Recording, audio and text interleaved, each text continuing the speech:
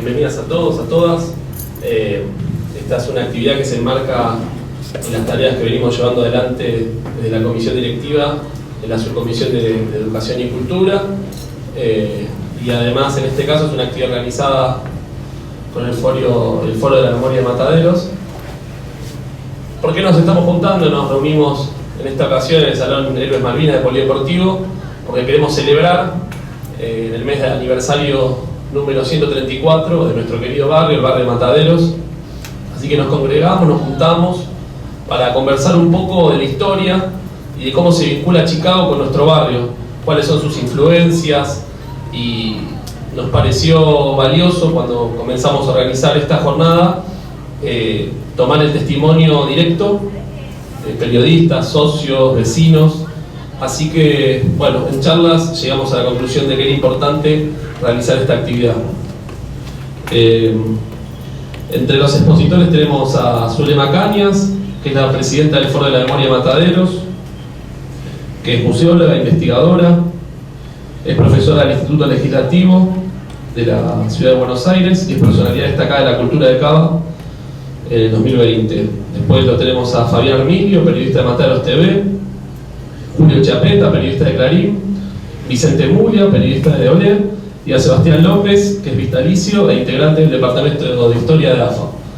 Así que, con las presentaciones realizadas, le cedo la palabra a Zulema para que nos empiece a contar un poco la historia de Mataderos y la creación del Club Atlético Nueva Chicago. Bueno, gracias.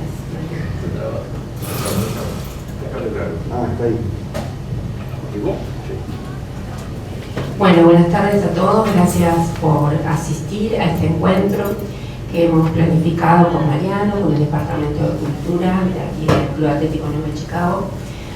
Sobre todo unir la identidad que tiene la historia del barrio de Mataderos, pero la identidad que tiene con Chicago y Chicago con el barrio. Es algo como una unión muy muy fuerte. Entonces, cuando se crea el mercado de Liniers, en realidad se traslada de los corrales viejos, que era en Parque Patricio, porque tenían el problema que estaban cerca del riachuelo y se inundaban. Entonces buscan un lugar más alto. El lugar más alto era esta zona, que si ustedes se paran en General Paz y Avenida Los Corrales, se da cuenta que baja para los dos lados, la General Paz. Era un lugar bien alto. Y ahí deciden empezar a construir un mercado. Para ello deciden mandar a algunos ingenieros de Buenos Aires a Chicago. Chicago, Estados Unidos. ¿Por qué? Porque después de la revolución industrial ellos tenían grandes frigoríficos, la forma de matanza, la forma de cómo se estructuraría todo dentro de un mercado y un frigorífico. Entonces vienen con la idea de hacer este complejo arquitectónico que se llama de la Administración de los Mataderos. Entonces empieza la construcción en medio del campo, no había absolutamente nada, solo campo. Y lo único que se conocía como referencia, 2 leguas hacia el norte, es un apeadero del Ferrocarril del Oeste, que hoy es el Ferrocarril Sarmiento, que se llamaba Apeadero Liniers. Por eso el mercado se llama Mercado de Liniers. Y toda la vida se llamó Mercado de Liniers. ¿Por qué? Porque el barrio como tal no existía. Mataderos se va a instituir después, cuando la ciudad de Buenos Aires divide la ciudad en 48 barrios. Y cada barrio decide ponerle un nombre. Y el nombre primero que iba a tener este barrio era Nueva Chicago. ¿Por qué? Porque los que vinieron y trajeron la idea del proyecto dijeron: nosotros fuimos a Chicago, esto va a ser el Nueva Chicago, un nuevo Chicago en la ciudad de Buenos Aires. Por eso la comisaría 42, que ahora tiene otro nombre, de la comuna, sigue llevando el nombre Nueva Chicago. El cuartel octavo de bomberos lleva el nombre Nueva Chicago. El Club Social, está aquí enfrente, que se creó en 1906, lleva el nombre Nueva Chicago, y por supuesto el Club Atlético Nueva Chicago.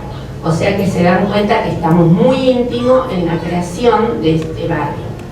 Bueno, en ese entonces se va a construir el barrio, se va a construir el complejo arquitectónico y se va a fundar.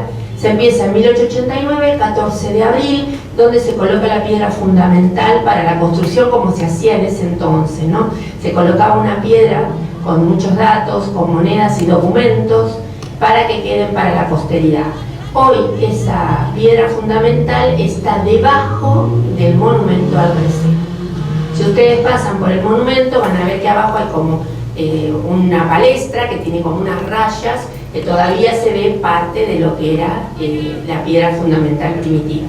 Y ahí se guardaron todos los documentos que algún día, quizás dentro de 100 años, se pueda abrir y te guardan todo ese tesoro de esa época. Porque se acuñaron monedas, fue una cosa importantísima. Vinieron a la inauguración Bullrich, que era en ese entonces el intendente, o sea, realmente era todo una novedad que en esta parte olvidada de la ciudad de Buenos Aires se podría construir tal complejo. Pero bueno, todo fue creciendo, fueron viniendo los receros de Parque Patricio, fueron instalándose las casas, Mazzini empezó a lotear sus tierras y se fue armando el barrio.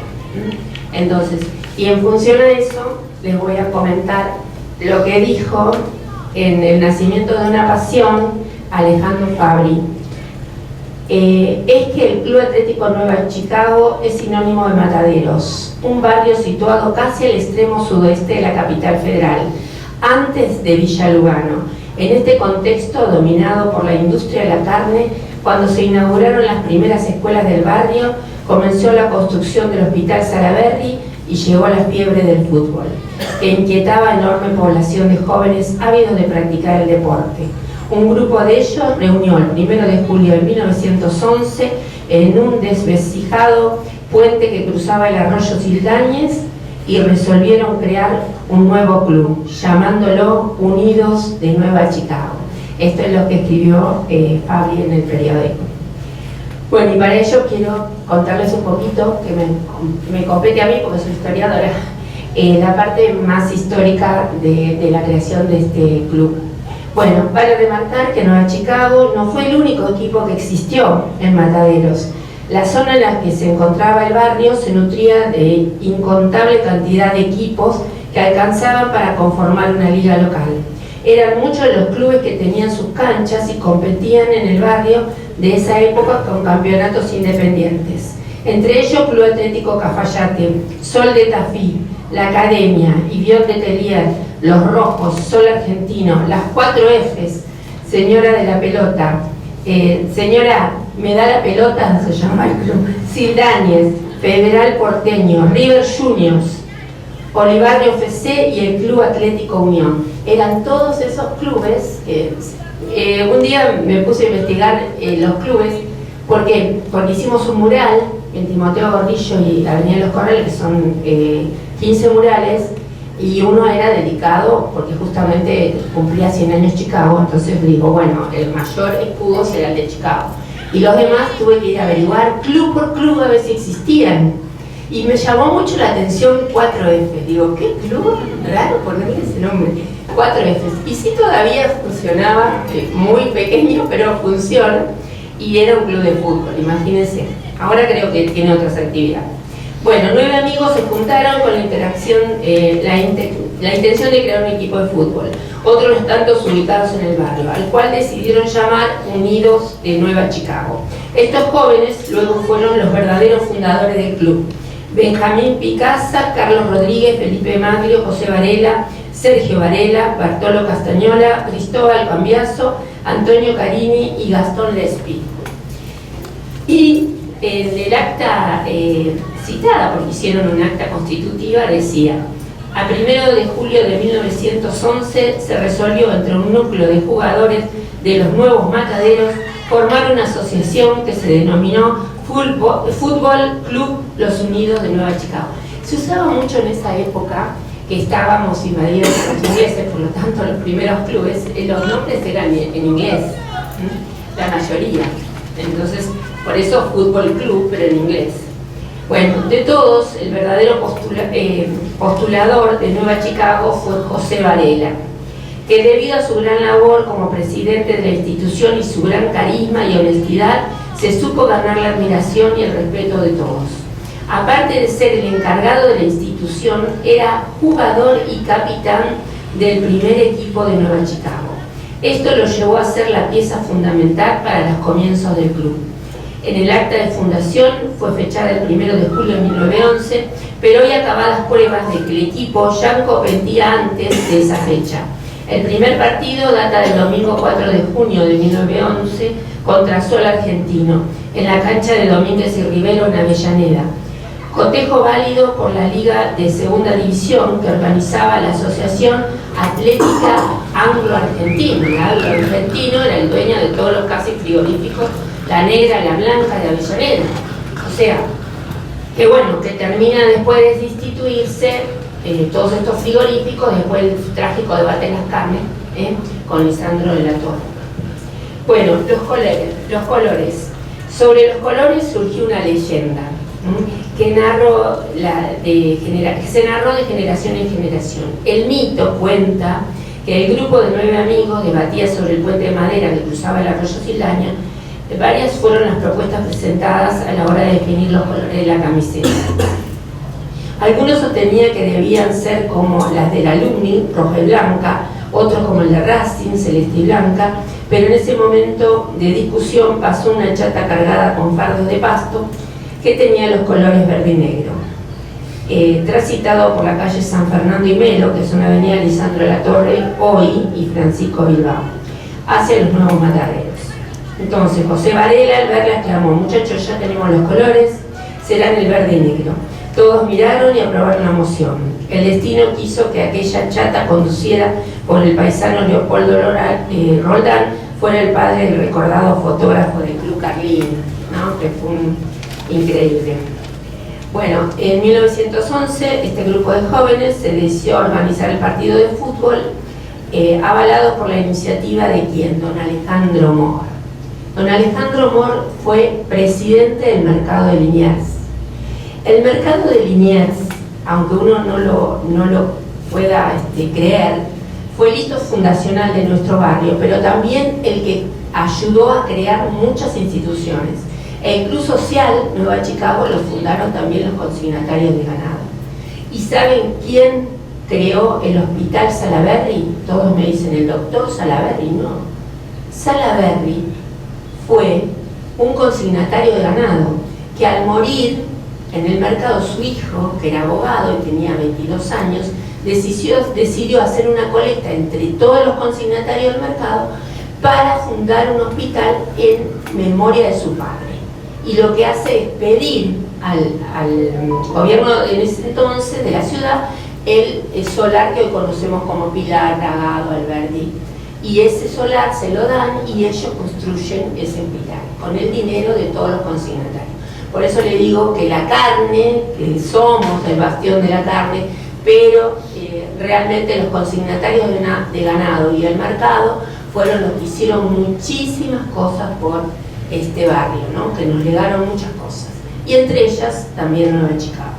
Bueno, era un alto funcionario del mercado de Liniers, luego nombrado presidente honorario del club, que surgió con formar 2 equipos. Los mayores de 18 se inscribieron para el torneo de invierno, segunda división, que se inició un domingo 28 de mayo, que organizaba la Asociación Atlética Anglo-Argentina, debiendo pagar un arancel de 6 pesos. En 1912 el equipo cambia de liga y se inscribió en la Asociación Atlética La Mañana. Meses más tarde optó por la Asociación Atlética El Clarín, donde consigue ganar un trofeo en el 3er puesto. Y en 1913 se inscribió en una antecesora de la AFA y comenzó a competir desde la 3er división. Bueno, sobre todo, la primera serie estaba en Piedrabuena y Campana, que por eso es cuando citan al principio al lado del Lugano, porque en realidad la cancha estaba en Lugano. Y entonces después se traslada para aquí, para Mataderos. Y quiero decir que el primer presidente fue Carlos Rodríguez, uno de los fundadores, pero en 1921 a 1922 fue el 5º presidente Fernando Gio, fue el 7º presidente de 1925 a 1926 y de 1928 fue el 9º presidente. ¿Y por qué elijo este presidente, sobre todo don Fernando Gio? Porque fue el dueño del bar de los Payadores, hoy Bar Oviedo, el que está ahí enfrente del mercado. Este señor, que era el primer concejal que tuvo Mataderos y que era socialista, él va a ayudar a crear, sobre todo, y como tuvo 3 presidencias, imagínense, lo que luchó por este club. Y don Fernando Gio realmente no solo hizo eso, sino que él, cuando sube como concejal, pone en su bar como un club literario, trae toda su biblioteca al bar y les dice a los chicos que iban a la escuela de enfrente, que la mayoría eran mucangueros son los que levantaban las vísceras cuando faenaban el animal, entonces que si ellos iban a la escuela, él les iba a dar la comida, y eso hacía y le prestaba sus libros. Realmente fue una persona que socialmente apoyó mucho al barrio. Y otra de las cosas que hizo, que nadie lo recuerda tampoco por esto, y es que trasladó el monumento al recero que se encontraba delante del Paleglas. Don Alejandro Mor lo ve y dice, ¿cómo? La estatua del recero está acá en Recoleta, no tiene nada que ver con la Recoleta.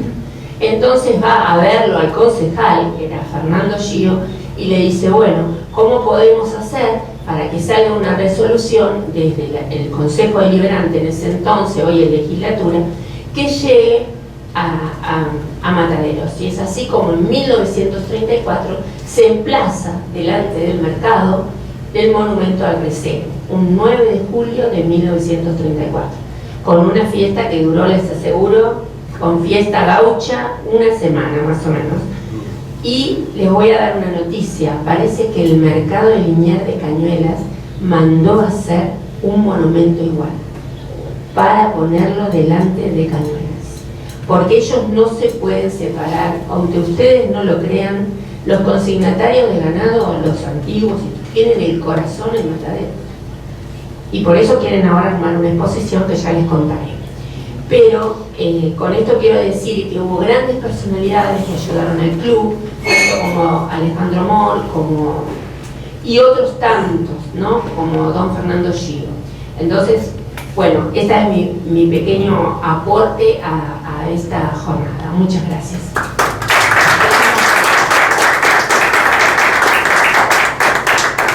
Bueno, ¿qué tal? Buenas tardes. Agregando algo a lo que comentó Zulema, el tema de los equipos o equipos de fútbol que había en su momento, Mataderos tiene el honor de que Guillermo Mitre, el general Mitre, el equipo, el Albión y Libertad estuvieron en la asociación. O sea que estos clubes ya desaparecidos tuvieron el honor, como hoy Chicago, de pertenecer a la asociación. Así que bueno, eso no todos los barrios lo tienen. Y después, bueno, en estos tiempos que corren, yo pensé esta semana, digo, bueno, hay tantas cosas para hablar de Chicago, pero quiero traer 2 ejemplos que nos pasaron a lo largo de la historia, de marcar que Chicago estuvo casi al borde de la extinción en 2 ocasiones, ¿sí?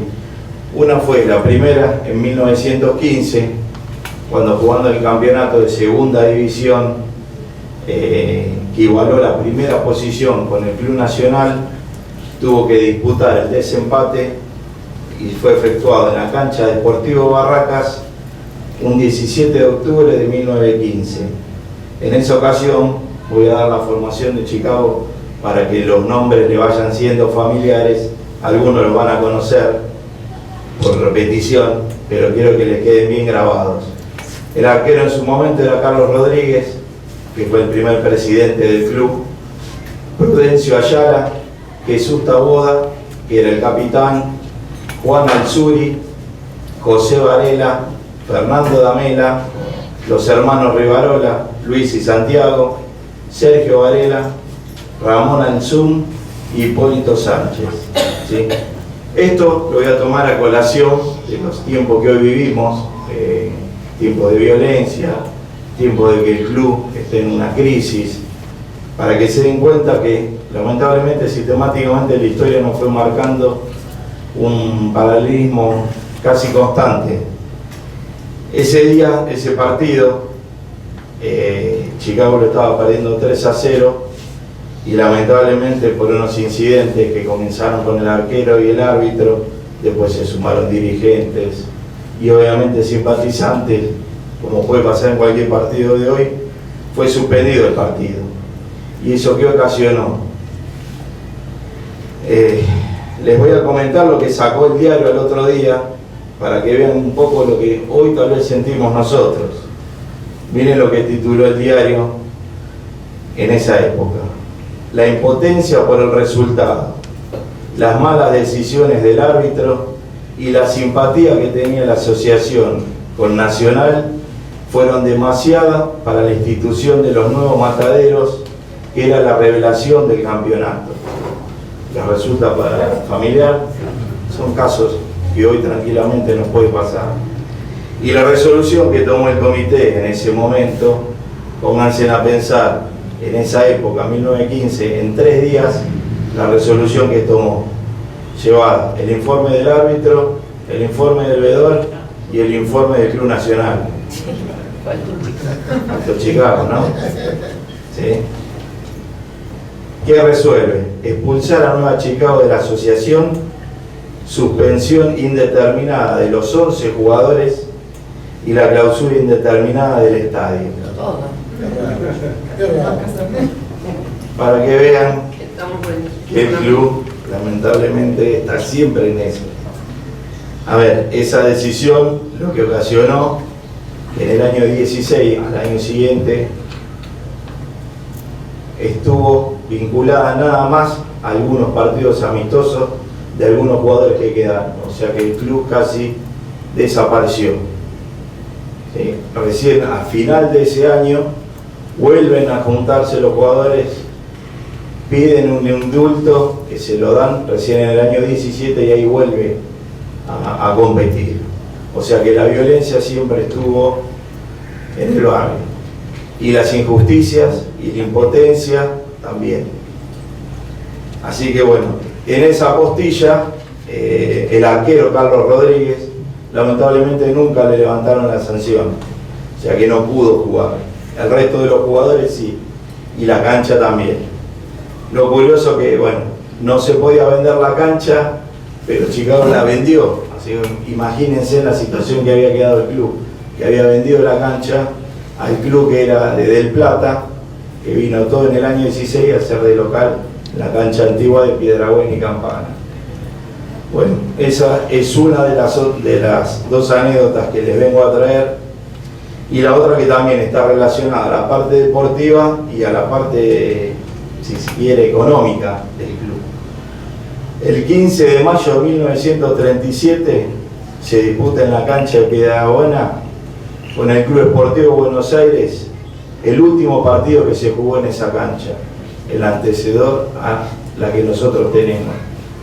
A partir de ese momento la municipalidad le pide los terrenos a Chicago porque iba a construir el hospital, que es el Elefante Blanco. Y bueno, Chicago ese año afronta el campeonato sin su estadio, deambulando por todas las canchas que podía conseguir. Jugó en Estudiantil Porteño, en Colegiales, en la cancha de Huracán de San Justo, la de Estudiantes, la de Huracán.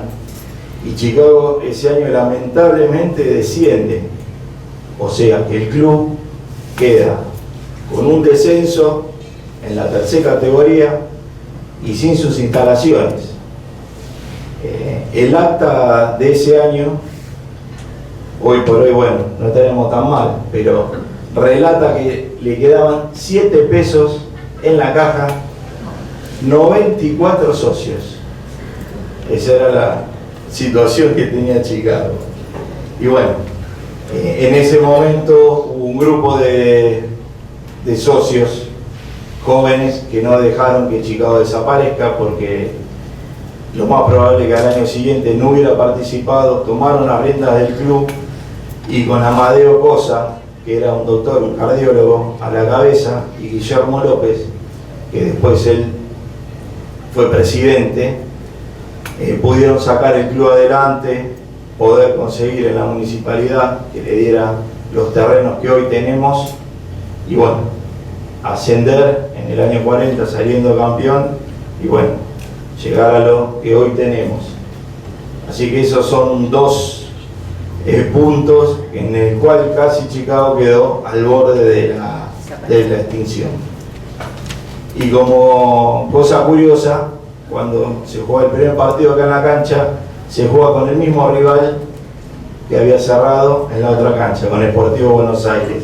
Y ese día, el 27 de octubre de 1940, al ganarle 2-0, Chicago sale campeón y vuelve a lo que es la segunda categoría del fútbol argentino. Así que bueno, con los tiempos que corremos quería traer estas dos anécdotas para que vean que bueno, es lo que nos toca. Ojalá en algún momento podamos salir de eso y podamos pensar un club mucho mejor. Así que bueno, gracias.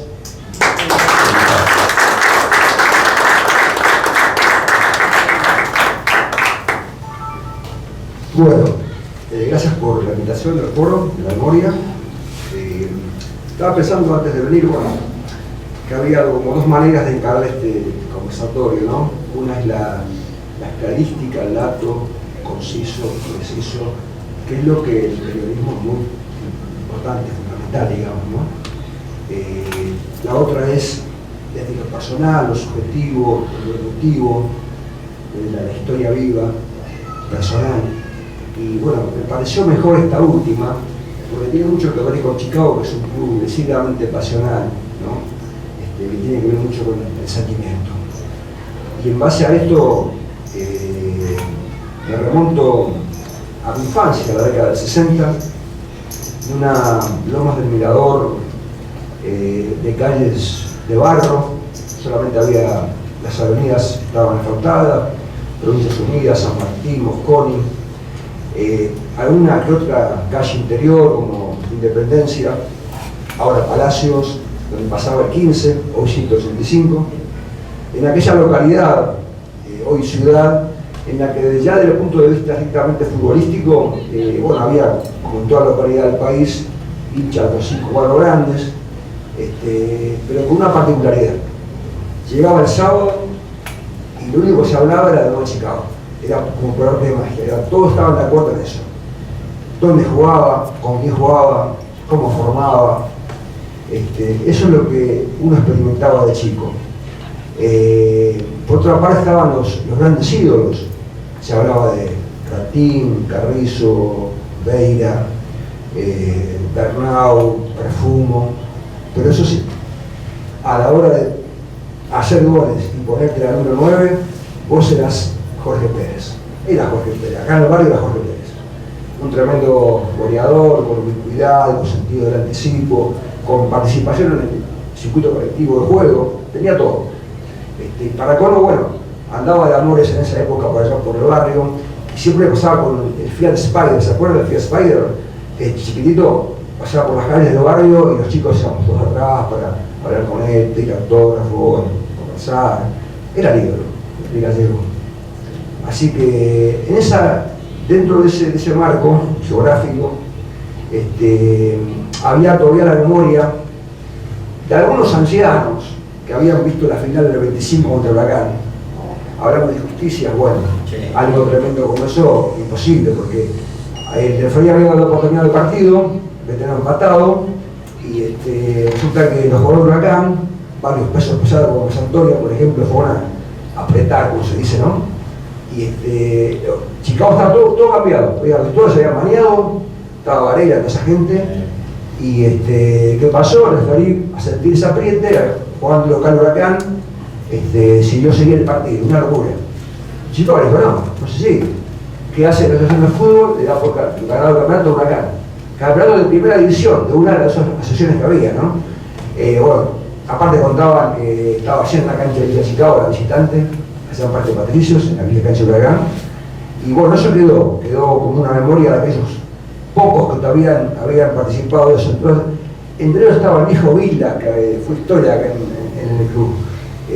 Y por otra parte estaba muy fresca la memoria del equipo Sensación, que según comenta fue lo mejor que tuvo Chicago en toda su época, que fue la fines del 50 y comienzo del 60, con Daguarti, Calandria, Julio San Lorenzo, un terrible crack, de Ascenso y Casanovas. todavía estaba en esa memoria, porque le hablo de los 75 por ahí, a fin de hacer. 3 años que ese equipo había ido a jugar el sudamericano de la B a Lima, y representando a Argentina. Casi la campeón por poco, por un penal. Ese equipo jugaba con esta camiseta, esta que estoy en acá. Todavía estaba fresco eso, porque hacía muy poquito todavía. Jorge Pérez fue el único sobreviviente de esa época suplente que quedó de ese equipo. Entonces era la bandera de Chicago en esa época. Fue el que participó también de la final del 78 contra Español, en la cancha Huracán. En esa época el chico quería, el pibe del barrio quería, como lo atrás también, Tablada, Villa de Rica, toda esa zona, quería algún día conocer la cancha, ver en vivo, in situ, ese espectáculo que se hacía en la hinchada de Chicago. Y siempre se lo pedía a mi papá. Y un día, pues se le ocurrió a él, simplemente por eso, ni siquiera me lo avisó en la semana, me dice, vamos a ver a Chicago. ¿Para qué? Imagínense, era para un pibe del barrio ir a ver a Chicago. Bueno, salimos corriendo en un día de tiempo a elaborar la emoción. Vamos. Bueno, llegamos y ese espectáculo único, esa cancha hermosa, esa hinchada terrible. Nos ubicamos en la popular que daba atrás del arco, que da los penales, que era la de madera. Y la local estaba en la de cemento que está en el costado, pero está todavía, que van los allegados visitantes. Y los visitantes estaban en la tribunita de cemento que estaba atrás de la pileta, que daba a la pileta. Y me acuerdo que nos sentamos con mi papá, yo vi ese espectáculo y estaba así como alucinado, ¿no? Y Chicago jugaba con Morón ese partido, jugaba con Morón, no era clásico para nada, Morón hace poco estaba en la primera división B, había traído 30 personas más o menos. Chicago pierde ese partido, lo pierde, pero ustedes saben que yo estaba feliz. Ahora, usted viene lo que es la psicología del chico, lo que se queda siempre con lo más importante, con lo esencial. Ese amor por el club que trasciende cualquier resultado. Un poco para trasladarlo un poco a lo que somos ahora, que esta cultura resultadista, desde el punto de vista filosófico positivista, que hace que si no ganás no sos nada. Bueno, el chico piensa de otra manera, ve la realidad mejor que nosotros. Yo estaba alucinado porque había ido a la cancha, porque justamente en un momento del segundo tiempo, cuando se atacaba constantemente, había visto esa gente que había venido de la tribuna de cemento para la tribuna de madera a ver los goles tras del arco, llena de esos gremialistas forzudos, bien del gremio de la carne, llena de ese tipo de gente, y encima lo había visto, los había visto desaforados, pero con un fervor, pero que nunca había visto en mi vida. Temblaba yo ahí, porque era muy chiquito. Y justamente el gallego, en una cortada de decir un pase filtrado, como se dice hoy, la para con el pecho y la coloca en un rincón. La gente, pero lo que yo vi en ese momento ahí, lo vi pocas veces, un grito de gol que fue estruendoso. Después me enteré que había sido anulado, digo, por posición adelantada. A mí, la verdad, cuando me enteré, no me importaba mucho. Yo había visto la hinchada de Chicago, que está en la cancha de Chicago, y había visto al gallego Pérez hacer un gol, aunque sea anulado. O sea que estaba totalmente hecho. Bueno, mi papá no, el papá estaba más grande, estaba un poquito angustiado porque bueno, había perdido ese partido. Entre ese partido y el segundo que me llevó mi hermano a la cancha de Bron, año 71, había habido algo que yo lo comentó antes, que fue esa gran desilusión, esa gran injusticia que fue el partido con Huracán para subir a la primera a la cancha contra Español, la cancha de Huracán contra Español. De ese partido se vendieron 25.000 entradas para Chicago, la local, que abarcaba toda la pieza popular local de Huracán, más toda la platea que está el mástil, la platea Mirabé, era todo de Chicago eso.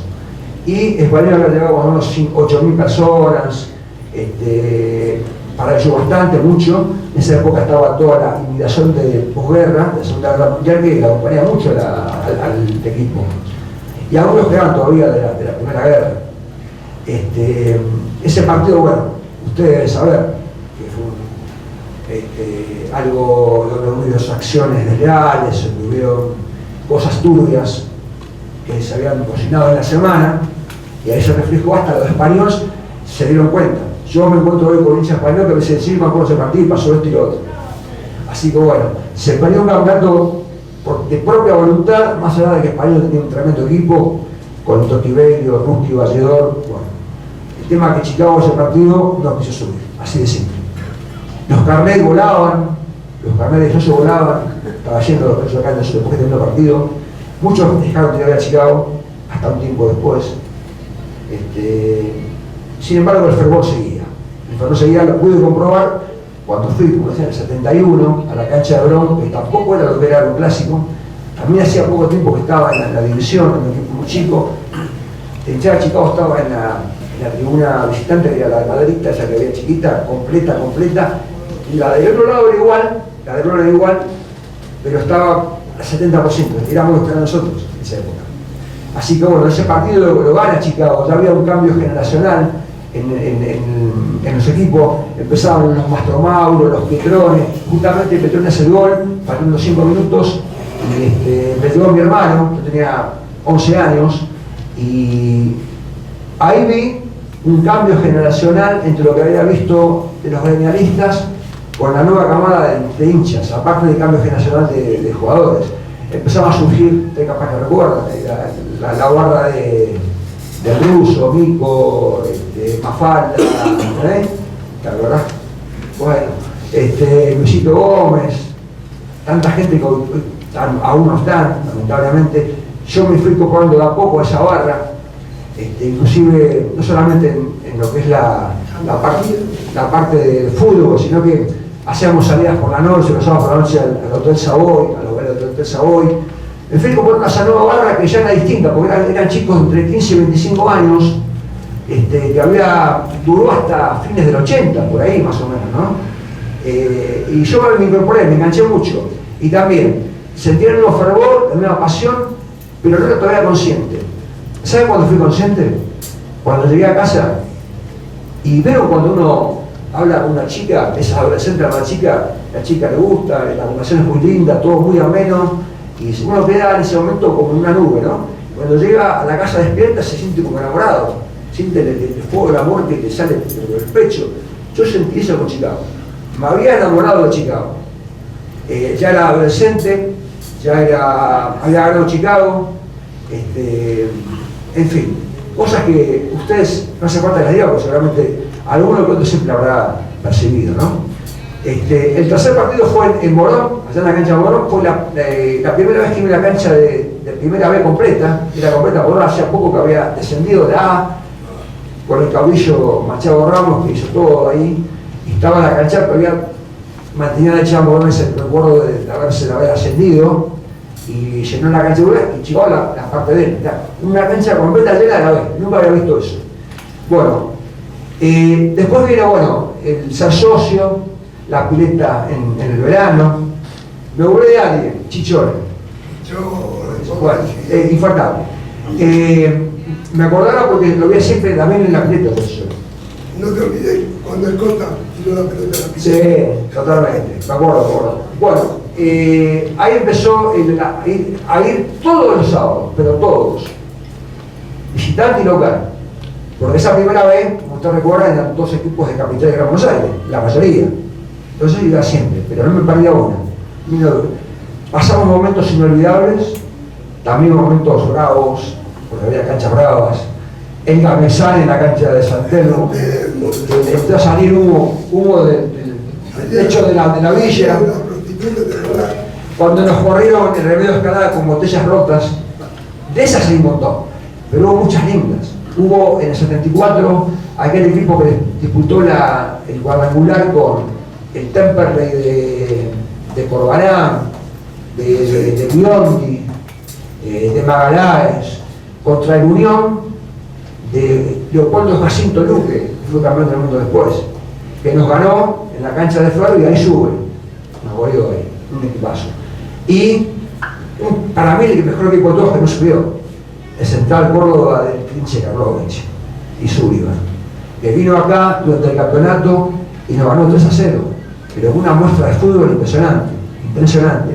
El Trinche era, creo que junto con Rafa Sánchez y con nuestro el más grande de todos y querido y amado Gomito, los tres jugadores en 60 años no habíamos podido superar ninguno en calidad, nadie. Creo que de nuestro Julio San Lorenzo, que justo se fue más o menos por esa época, 62, 63, no aparecieron los jugadores de esa calidad en la Divisional B. Los tres más grandes de la Divisional. Bueno, un jugador tremendamente talentoso, muy dúctil, jugador con una virtuosidad impresionante, que no solamente era jugador de fútbol, sino que era caudillo. Así que bueno, lo pude ver ahí en ese partido del campeonato. Después, cuando jugamos allá en Rosario, dentro del cuadrangular, íbamos perdiendo y Mastro Mauro inventa un penal en Rosario y lo patea Miguelito Bordón, que no agarraba nunca. Empatamos 1-1, pero no alcanzó para poder subir, porque después perdimos con uno de acá. El Trinche en ese momento lo jugó también. Parece que a él el tema de la responsabilidad y las cosas, cuando las papas quemaban, parece que no le gustaba mucho, porque él era un lírico del fútbol. A él le gustaba jugar al fútbol y no le vengan por cosas. Bueno, desde esa época, 74 estoy hablando, ¿no?, hasta fines de los 70, Chicago se movió entre altas y bajas. Hacía algunos equipos, pero nunca lograba ascender. Peleaba siempre los primeros puestos, pero hasta ahí nomás. El campeonato anterior al 81, que se va a ganar Julio, le voy a pedir permiso para dar una impresión personal mía, ¿no?, de lo que tiene que ver con los datos, ¿no?, más que nada, de cómo yo viví ese campeonato. El año anterior había hecho un buen equipo Chicago, ya estaba la base, estaba Sequín, estaba Traverso, estaba Roberva, estaba Pereira, estaba, bueno, Titi Loyar, que por supuesto ya venía 74, así que, y estuvo casi ahí de subir. Estaba Tano Pacini, que con Franceschini hace una dupla tremenda en ataque. Y bueno, el tema es que el Pipa, me hiciste acordar, no, le quiero contar algo. Si hay alguien, un jugador, que capaz que ustedes pueden coincidir, que representó la camiseta de Chicago como el club merece, fue el Pipa Higuaín. No era un talentoso, no era un virtuoso, pero el tipo dejaba la última gota de sangre en la cancha. Yo le voy a hacer un gol, ustedes recuerdan que estaba partiendo Chicago, 2-0, vino el descuento y faltaban pocos minutos. Él se cargó el equipo al hombro y se fue. Él era el número 6, era portero. Se mandó al ataque y entró con pelota y todo al arco. Fue una cosa loca, el hinchada no aguantaba más. Bueno, eso era igual, era Chicago jugando al fútbol. Chicago personificado, digamos, ¿no? Era pura sangre, güey. Bueno, después se va varios, pero la base queda. Y se va Pacini e Higuaín, los dos, sí. Y viene el campeonato del 81, que si me permitís, ahí te lo dejo después, sí, porque la primera vez es la que nunca se olvida, ¿no? El primer amor, la primera vez que uno está al lado de los hijos, la primera vez que uno pisa la cancha, y la primera vez para mí y para millones de hinchas de Nueva Chicago en todo el mundo fue en el año 1981. Un 7 de noviembre que creo que va a ser inolvidable para todos. Recién hablábamos con Mariano de las películas, también con el vicepresidente, y creo que 1981 tendría que ser una película para hacer y que se dé en el cine del Plata, porque es la primera vez que Nueva Chicago ascendió a Primera División. Yo creo que tendría que representar a la Argentina tanto como en 1985 en los Oscars y en tantos premios, y no sé si no ganaría. El primer ascenso a la Primera División marcó una de las alegrías deportivas más lindas de mi vida. Fue una de las pocas veces que yo terminé llorando abrazado con dos grandes colegas y amigos, el Negro Lencinas, que era el jefe de deporte de Telam, y Héctor Hugo Cardoso, compañero después durante más de 30 años en Clarín. El gol de Mario Franceschini de penal, lo recuerdo como si fuera hoy, es el que marcó el ascenso en el triunfo con Estudiantes de Buenos Aires. Y bueno, además, con ese título, Chicago representa mucho más, porque es uno de los pocos que puede decir que fue campeón de primera división. Hay solamente 40 instituciones que lograron ese logro, esa hazaña, ese mérito. Y el equipo de Pipo Ferreiro, quiero recordarlo, ese día formó con Tripiquio, Traverso, no me acuerdo si estaba lesionado o había sido suspendido, Carrizo, el Turco Abdala, Larramendi, Ratalino, no jugó Juan Carlos Serva, en el medio estaba Titilo Yarte, Pedraza y Marito Franceschini, que fue el goleador de ese campeonato con 28 tantos, Armani, Hassan y Roque Herba. Ganó 22 partidos, empató 14 y perdió 6. 66 goles a favor y 40 en contra. Invicto en las primeras 14 fechas. Y realmente tenía un plantel excepcional, porque además de los que mencioné, estaba el Topo Pereira, Romero, el paraguayo Hermosilla Flores, Vitovic, Pricoco, Vina, Roberto Vega, y los más pibes, Amisioni, Milea, Gómez y López. Perdió el invicto con Defensores de Belgrano, y en la revancha, en el 3-0 que Chicago ganó en Mataderos, la hinchada cantó la marcha peronista y estaba prohibida por la dictadura militar en ese momento, y recuerdo como si fuera hoy también que la policía entró con los caballos y se llevó detenidos a casi un centenar de hinchas hasta la comisaría 42 por haber osado cantar la marcha peronista. Exactamente. Bueno, después de eso, lo más gracioso es que la hinchada, cada vez que entraba la policía a los partidos, cantaban arroz con leche. No sé si recuerdan. Bueno, a mí me emociona. Trabajaba durante todo ese año para La Razón, eran mis primeros comienzos en el periodismo, y los sábados a la tarde era una cita obligada a seguir a Chicago donde jugara.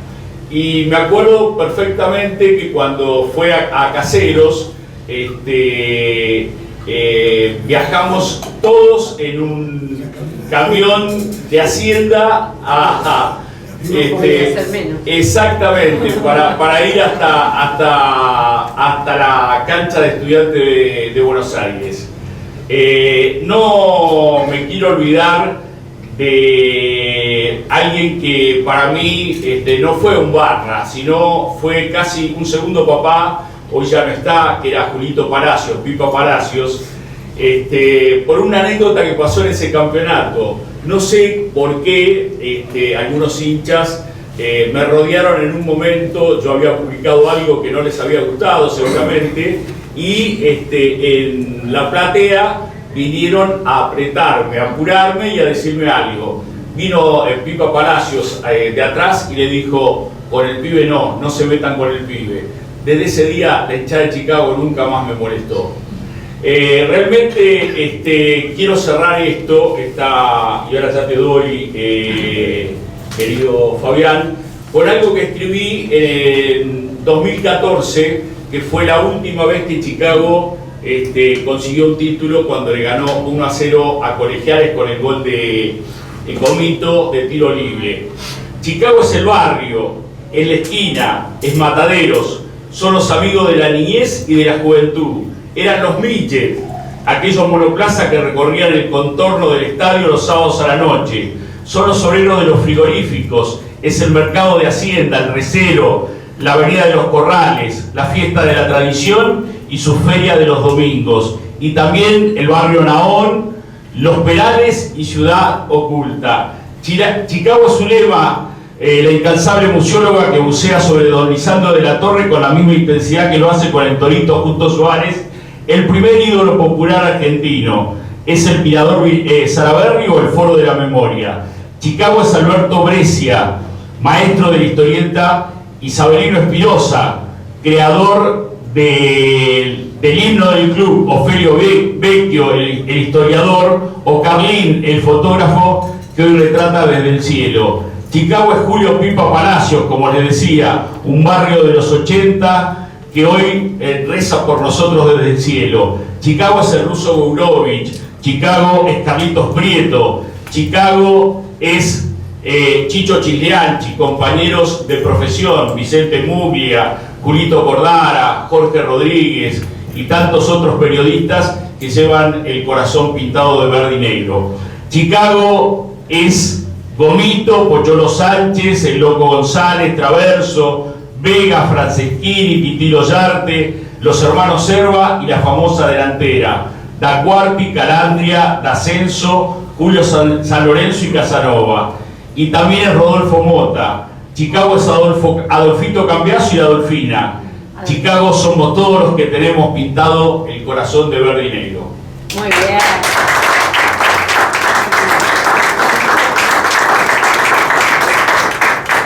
Bueno, Julio hizo un mix entre lo emotivo y lo estadístico. Yo voy a terminar justamente con lo emotivo, y lo hago en pocas palabras, ¿no? O sea, en esa época, antes del ascenso, había mucha frustración.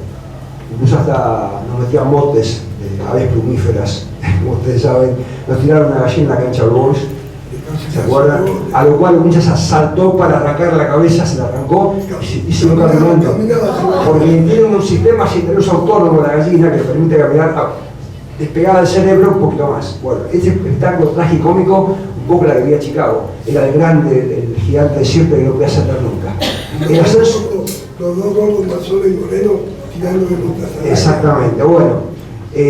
Yo realmente sabía que con Pipo Ferreiro iba a andar porque había sido un persona ejemplar, un técnico que sabe mucho de fútbol y que iba a Chicago lo que estaba, pero no quería hacer ilusiones porque había como una cosa inconsciente en mí, me estaba bloqueando porque había habido tantas frustraciones, tantos años que no quería hacer ilusiones.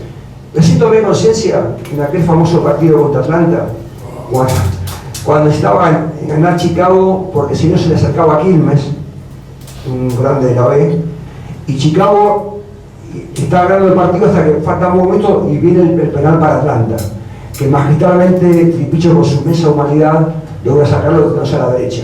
Bueno, en ese momento festejé como todo el mundo, la visitante estaba completa, que era la lateral de Atlanta, más atrás del arco, que únicamente se llaman todos los palos grandes, las dos tribunas. Chicago estaba completa. Bueno, festejé, llegué hasta Juan B. Justo, y recién ahí, cuando vi que la cola era muy larga, bajé del coche para ver hasta dónde lleva la cola, y como no había internet, no había nada, bueno, uno caminaba, me quedaba a pensar. Y yo ahí pensaba, bueno, si Chicago gana a Estudiantes, que es lo que comentó Julio, y quién me lo gana Santa Fe, somos campeones.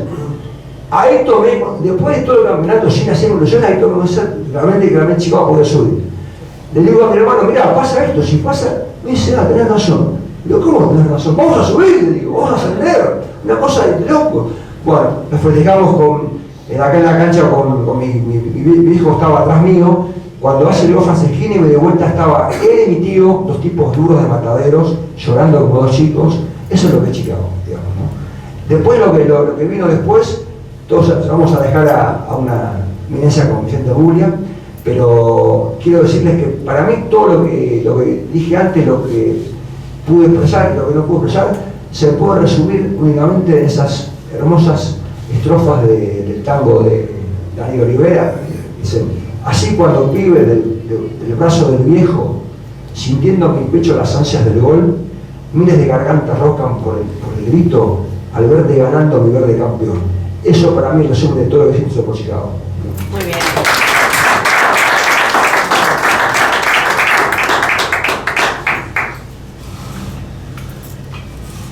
Bueno, buenas tardes para todos. De mi parte, un placer poder estar acá compartiendo este rato con ustedes, con la gente que ya ha hablado antes y que nos ponen un poco, ¿no?, en autos sobre lo que ha sido un poco un repaso de algunas cosas de lo que ha sido la historia de este club tan grande que nos identifica y que queremos tanto, ¿no? Y bueno, a la hora de dividir un poquito los temas sobre los cuales íbamos a hablar, a mí me tocó o elegí un poco lo que tiene que ver con ya esta última parte de la historia de Chicago, lo que tiene que ver en realidad con este nuevo siglo, ¿no? Y enfocado específicamente en los 3 ascensos que ha tenido Chicago a Primera División. 3 momentos gratos que obviamente uno trata de tener más presente que aquellos ingratos o dolorosos o tristes que hemos sufrido como hinchas en estos últimos 23 años, ¿no? Lo que va de este siglo XXI. Pero claro, pensando un poquito en esos 3 ascensos, Chicago, fíjense que se funda en el año 1911 hasta el 81, pasan 70 años soñando con subir a primera, mucho tiempo, ¿no? Y uno observa, del 2001 al 2014, en 13 años subió 3 veces a la primera división, ¿no? Entonces digo, aquellos que vivimos esta última etapa nos sentimos seguramente dichosos de haber logrado ese objetivo que soñamos siempre, ¿no? El de ver a Chicago campeón, Chicago en primera división, jugando contra los equipos más grandes del fútbol argentino. Y a lo que voy es, hablamos de buenas y malas. Y creo que en la historia de Chicago ha sido siempre ese sube y baja, ¿no? Esos momentos de alegría, esos momentos de gran felicidad y momentos de tristeza. Y hablando y pensando en hablar, mejor dicho, sobre estos 3 ascensos, el 2001, el 2006 y el 2014, fíjense que los 3 momentos de mucha alegría por lograr el objetivo, arrancan los 3 con momentos, digamos, dramáticos, ¿no? Con momentos en los que el equipo a nivel futbolístico no estaba bien. Entonces esto también es una enseñanza, ¿no? Es decir, a veces para la famosa frase, para poder festejar primero hay que saber sufrir, ¿no? Para poder gozar primero hay que pasar por la mala. Y uno analizando esos 3 ascensos, vamos al del 2001, arrancamos ya este nuevo siglo sufriendo, ¿no? Fiel a la historia, porque en el 2000 nos íbamos al descenso, nos íbamos a la primera B, mayo del 2000, partido decisivo en la cancha de Lanús, recuerdan, frente a Arsenal, última fecha, y Chicago descendía. La realidad es que dependíamos prácticamente de un milagro. Yo recuerdo la peregrinación, la cantidad de gente de Chicago que fue a la cancha, que en realidad no era noticia, ¿no? Porque sabía que la gente iba a acompañar siempre, y esperando resultados de otras canchas, viendo cómo salía Morón, ¿no? ¿Se acuerdan de ese partido? Y Chicago que perdía 2-0 con Arsenal y se iba a la B, que era un descenso que iba a ser realmente duro institucionalmente también, ¿no?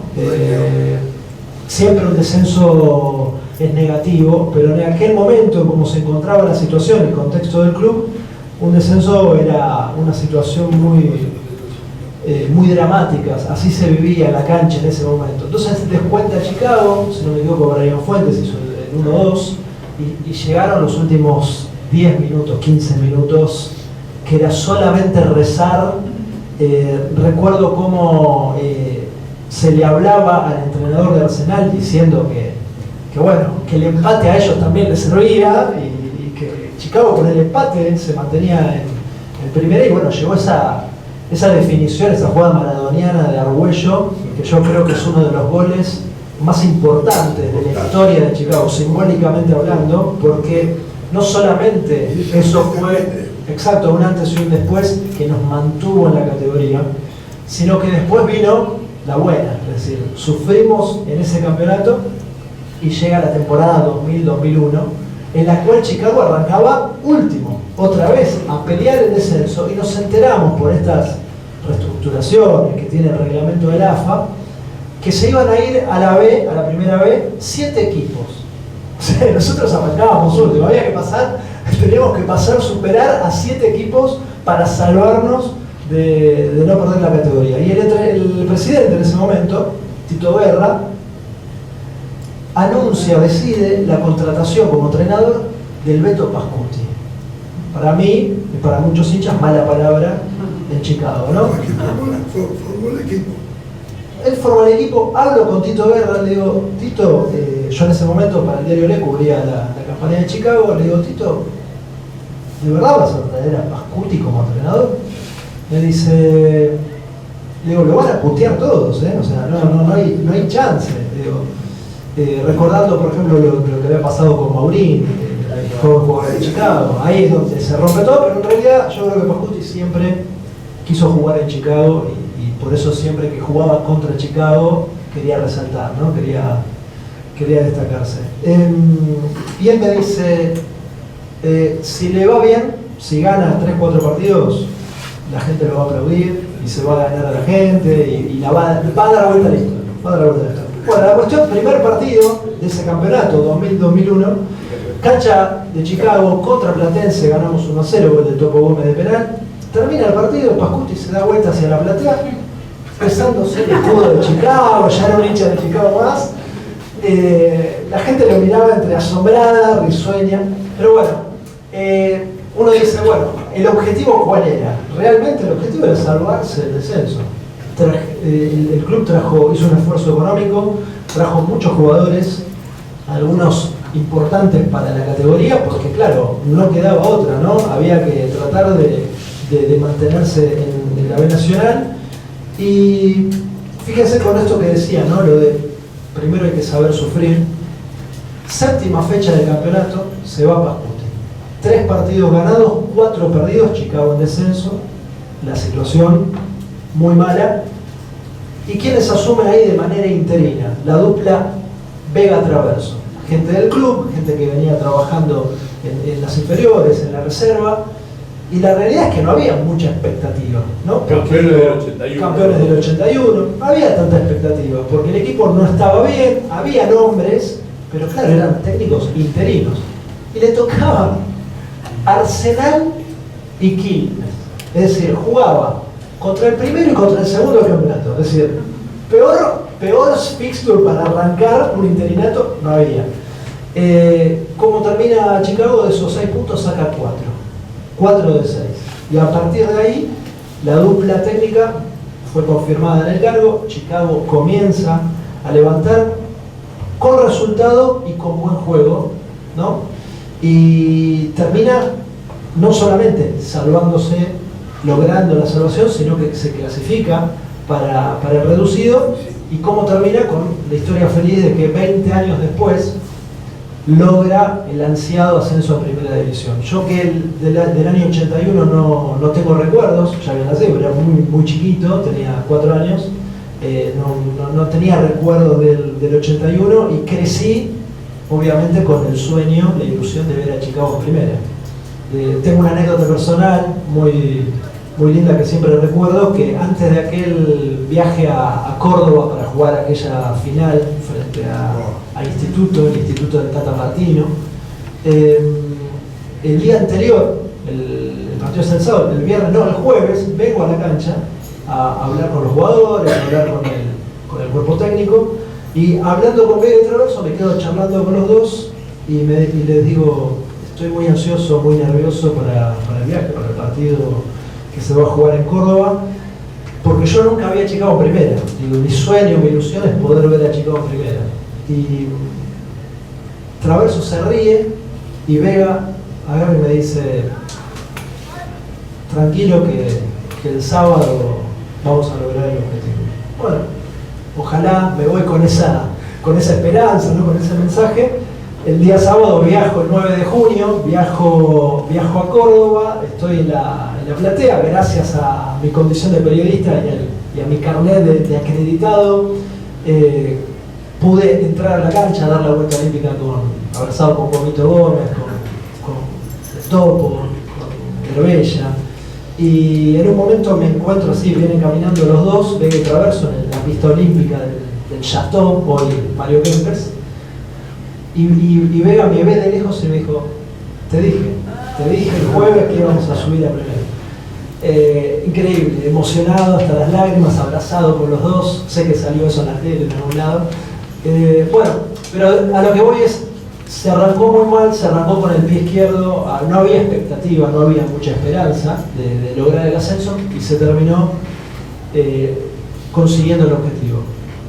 En el 2006 la historia fue parecida, arrancamos con un entrenador, terminamos con otro, es decir, ¿no? Con Batista a cargo del equipo, los resultados no se daban del todo, el juego no convencía, como que nunca entró, digamos, en la gente, ¿no?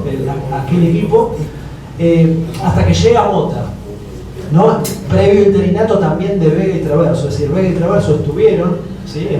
También en esa campaña. Ganaron un partido histórico. Sí, de Boca. exacto, y llega, es verdad, vos decís el 5-0, claro, en primera, en el 82. Para ellos era normal, para nosotros. Sí, claro, exacto.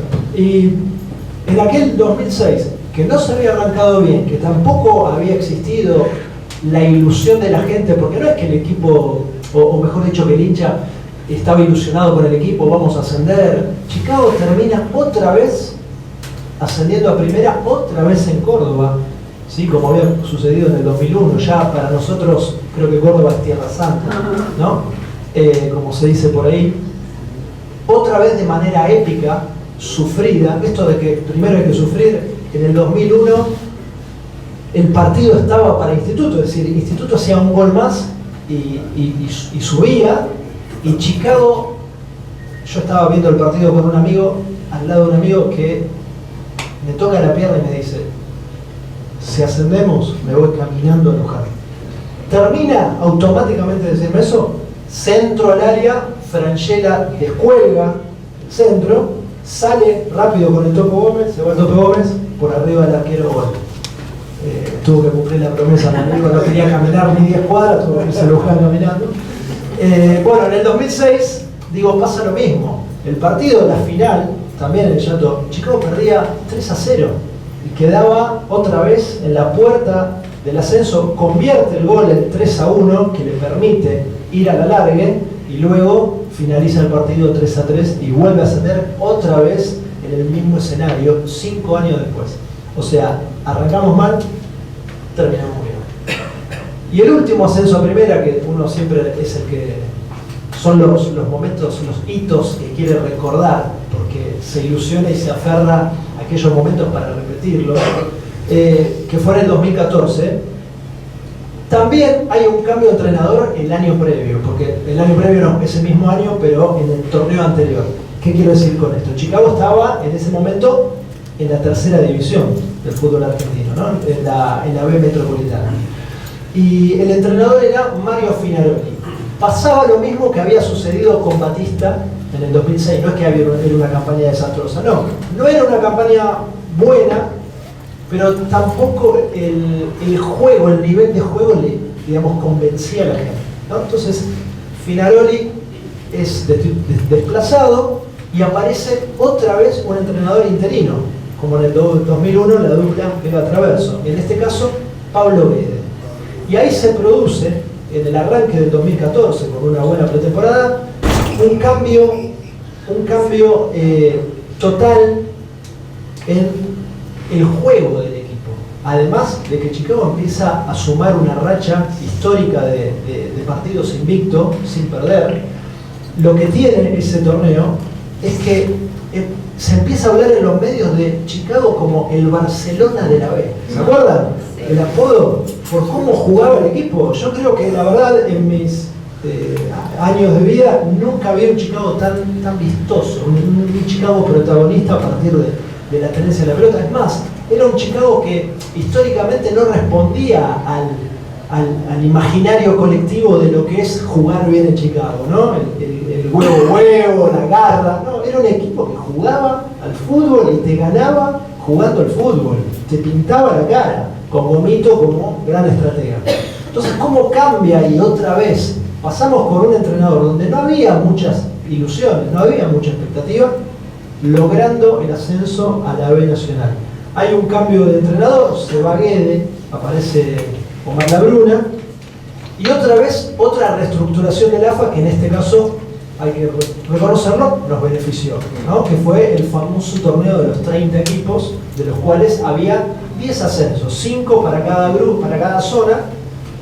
Nos costó, así todo costó, porque Chicago llegó a un triangular final, ¿sí? Con Aldo Civi, con Gimnasia de Jujuy, y termina otra vez en el mismo año, logrando 2 ascensos, en el mismo año, en el 2014, ¿no? Mitad de año de la B Metro salta a la B Nacional, y en diciembre, a fin de año, ganando otra vez con un gol clave de Cristian Gómez frente a Gimnasia de Jujuy, el ansiado ascenso a primera. El último ascenso a primera que tuvimos ya se van a cumplir a fin de año 9 años. Así que bueno, el